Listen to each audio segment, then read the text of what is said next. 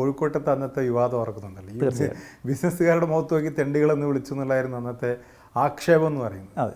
അതിനെക്കുറിച്ച് എന്താണ് ശരിക്കും ഇപ്പോൾ ഏകദേശം ഒരു വർഷം കഴിഞ്ഞു? അത് ആക്ഷേപം തന്നെയാണ്. രഞ്ജിത്ത് തന്നെ ആദ്യത്തെ അതിനെക്കുറിച്ചുള്ള ന്യൂസ് ഇറക്കിയ ആൾ രഞ്ജിത്ത് തന്നെയാണ്.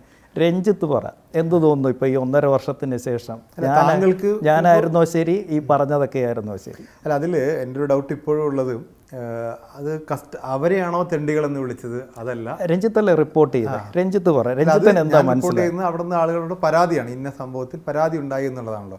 രഞ്ജിത്ത് ഒരു തവണയെങ്കിലും എന്നോടൊന്ന് ചോദിച്ചോ എന്താണ് അവൈലബിൾ ആയില്ല എന്നുള്ളതാണ്? അല്ല, ബന്ധപ്പെട്ടിരുന്നു ഇല്ല. അത് ന്യൂസ് കൊടുത്തതിന് ശേഷം എല്ലാവരും എന്നെ ബന്ധപ്പെട്ടു. ന്യൂസ് കൊടുക്കുന്നതിന് മുന്നേ ഞാൻ ഈ സംഘാടകരുടെ നമ്പർ മേടിച്ച് ഞാൻ വിളിച്ചിരുന്നു, നമ്പർ കിട്ടിയില്ല. അതാണ്. ഓക്കെ, ശരി ശരി. എന്തായാലും അതിനെക്കുറിച്ച് ആരും അന്വേഷിച്ചിരുന്നില്ല എന്നുള്ളതാണ്. നിങ്ങൾക്ക് കിട്ടിയ അറിവ് എന്താണോ അന്ന് അതൊരു കേൾക്കുകയാണല്ലോ, കേൾക്കുന്ന ഒരു അറിവ്. എന്ത് കേട്ടു? തെണ്ടികൾ. എത്ര നേരം കേട്ടു? ഇല്ല, ഞാൻ ഒരു 5 മിനിറ്റ്. അതാണ് 1:45 തുടങ്ങിയ ക്ലാസ് തീരുന്നത് 5:45. അതായത് 4 മണിക്കൂർ എടുത്ത സെഷൻ്റെ അകത്തെ 5 മിനിറ്റിനെ കുറിച്ചാണ് രഞ്ജിത്ത് പറഞ്ഞത്, അല്ലെങ്കിൽ അന്നത്തെ ഈ വിവാദം എന്ന് പറയുന്നത്.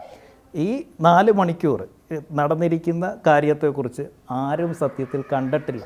അത് അവിടെ ഇരുന്നവർക്കറിയാം എന്തായിരുന്നു അവിടെ സംഭവിച്ചതെന്നും എന്താ അവിടെ പറഞ്ഞതെന്നുള്ളതും എങ്ങനെയാണ് അത് പഠിപ്പിച്ചതെന്നുള്ളത്. ഇപ്പം നിങ്ങൾ തന്നെ ഇപ്പം മീഡിയ അറിയാമല്ലോ, ഇപ്പം നമ്മൾ ഈ സംസാരിച്ചുകൊണ്ടിരിക്കുന്ന കാര്യം ഇതിൻ്റെ ഏറ്റവും മൂലം മാത്രം കട്ട് ചെയ്യുകയാണെങ്കിൽ ഇതിൻ്റെ അകത്തുകൊണ്ട് ഒരു 10 വിവാദം ഉണ്ടാക്കാനുള്ള കാരണം അല്ലേ?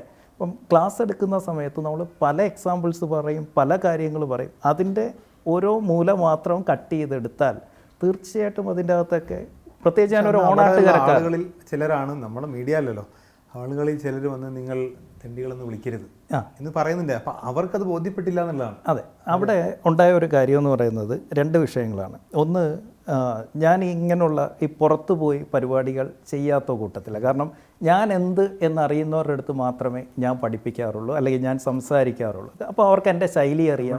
കമ്മ്യൂണിറ്റിയിൽ എൻ്റെ ശൈലി അറിയാവുന്നവരുടെ അടുത്ത് മാത്രമേ, എൻ്റെ സ്റ്റുഡൻസ് ആകാനായിട്ട് നമ്മൾ കുറച്ച് ക്വാളിഫിക്കേഷൻസ് വെച്ചിട്ടുണ്ട്, അവരുടെ അടുത്ത് മാത്രമേ ഞാൻ സംസാരിക്കൂ. ഇത് വളരെ നിർബന്ധത്തിൻ്റെ പുറത്ത് വളരെ ഉറ്റ സുഹൃത്തുക്കളായിട്ടുള്ള കുറച്ച് പേര് നിർബന്ധിച്ച് മാസങ്ങൾക്ക് മുന്നേ തന്നെ വിളിച്ച് നമ്മളെ കൊണ്ട് ചെയ്യിപ്പിച്ചതാണ് അന്നത്തെ ഒരു കമ്മിറ്റ്മെൻ്റ് എന്ന് പറയുന്നത്.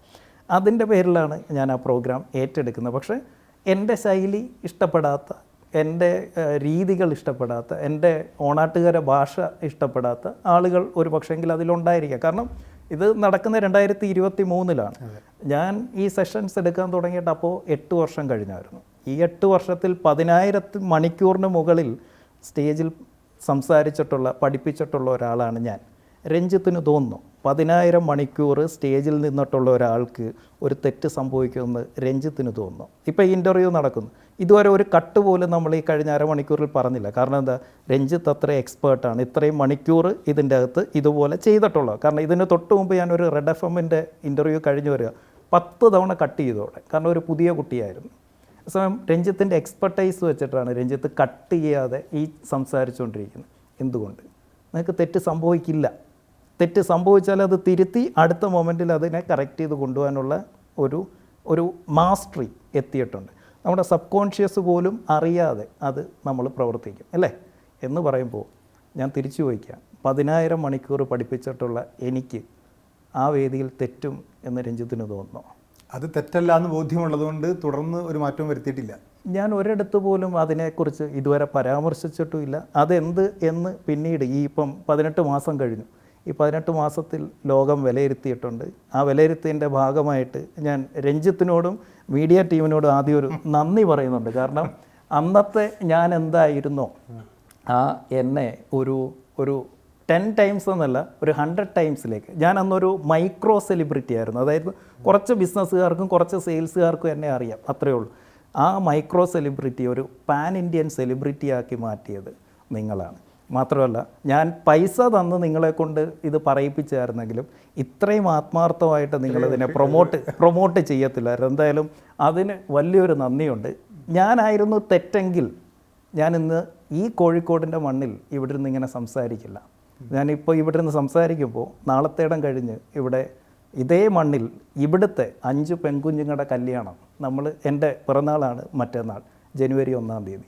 5 പെൺകുഞ്ഞുങ്ങളുടെ കല്യാണം. കഴിഞ്ഞ വർഷങ്ങളിൽ എൻ്റെ ജന്മനാടായ കായംകുളത്തായിരുന്നെങ്കിൽ ഇവിടെ ഇതേ കോഴിക്കോട് എനിക്ക് ഇന്നും ഈ ഇരിക്കുന്നവരുൾപ്പെടെ 90% എൻ്റെ സ്റ്റുഡൻസും അന്നും ഇന്നും ഈ കോഴിക്കോട് ഈ മലബാർ റീജിയണിലുള്ളവർ തന്നെയാണ്. അപ്പോൾ ഈ തവണ നമ്മൾ നമ്മുടെ പോറ്റമ്മയുടെ മണ്ണിൽ വെച്ചിട്ടാണ് ആ 5 കുഞ്ഞുങ്ങളെ, ഇവിടുത്തെ 5 കുഞ്ഞുങ്ങളെ കല്യാണം നടത്തുന്നത്. അപ്പം ഞാൻ പറഞ്ഞത് തെറ്റായിരുന്നുവെങ്കിൽ കഴിഞ്ഞ 2 വർഷത്തിനുള്ളിൽ ഞാൻ ഈ ഫീൽഡിൽ നിന്ന് തന്നെ ഔട്ടാകാൻ പറ്റുന്ന രീതിയിൽ അത്രയും വലിയ ഹൈപ്പിലായിരുന്നു നിങ്ങളതിനെ വാർത്തയാക്കി. ഞാൻ ഒരിടത്ത് പോലും അതിനെ ന്യായീകരിച്ചില്ല, ഒരിടത്ത് പോലും ഞാൻ അതിൻ്റെ എക്സ്പ്ലനേഷൻ തന്നില്ല. ജനം വിലയിരുത്തി, എൻ്റെ കസ്റ്റമേഴ്സ് വിലയിരുത്തി, എൻ്റെ സ്റ്റുഡൻസ് വിലയിരുത്തി. ഇന്ന് എനിക്ക് വരുന്ന ഓരോ സ്റ്റുഡൻസും ഓരോ പേയ്മെൻറ്റും അവർ പറയുന്നുണ്ട് കോഴിക്കോട് വിഷയം, സാർ അതിനെ ഓവർകം ചെയ്ത രീതി, അതാണ് സാറിൻ്റെ അടുത്ത് പഠിക്കാൻ വരാൻ എന്നെ പ്രേരിപ്പിച്ചത്. അപ്പം ആ വിഷയം ഉണ്ടായത് ശരിയാണോ തെറ്റാണോ, നല്ലതാണോ മോശമാണോ?